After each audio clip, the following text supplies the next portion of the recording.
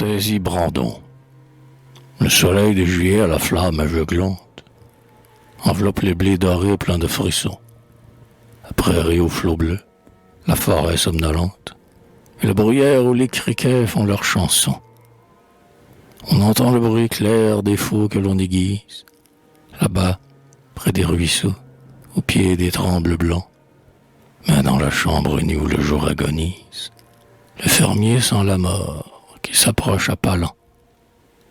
Nul ne connaît le mal sous lequel il succombe, et l'art des médecins ne l'en saurait guérir. Muet, sans un soupir, il descend vers la tombe, et l'on dirait qu'il est bien aise de mourir. C'est que sa bonne ferme aujourd'hui périclite, c'est que sa vigne est morte et que, de temps en temps, un de ses fils pâlit et se voûte et s'alite, puis meurt de l'aphthysie à l'âge de 20 ans.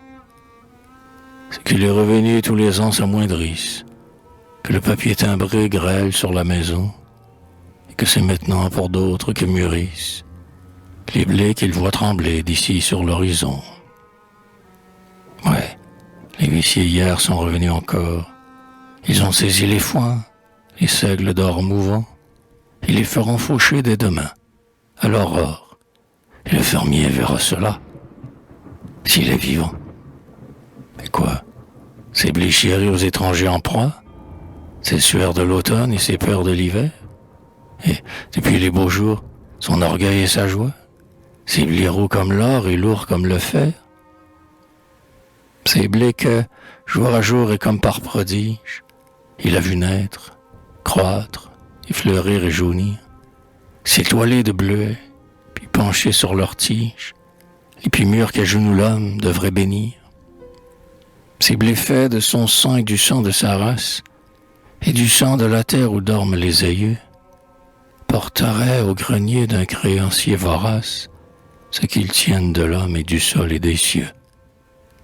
À cette horrible idée, il s'agite dans l'ombre, de la profonde alcôve où ses pères sont morts, et qui tremble sous lui comme un vaisseau qui sombre, prêt à jeter sa charge humaine à d'autres bords.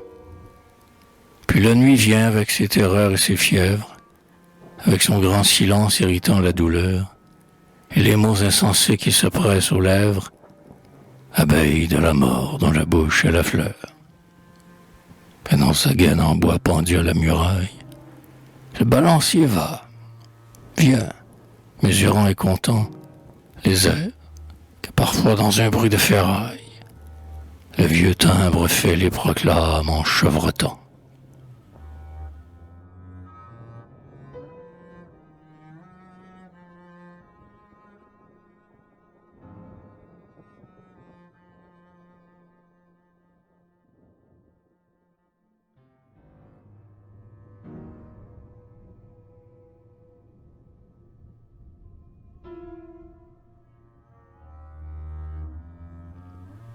Brusquement, le coq chante et le fermier se dresse, hagard, comme écoutant des bruits par les chemins, sans voir sa femme en pleurs qui dans ses bras le presse, et ses plus jeunes fils qui lui baisent les mains.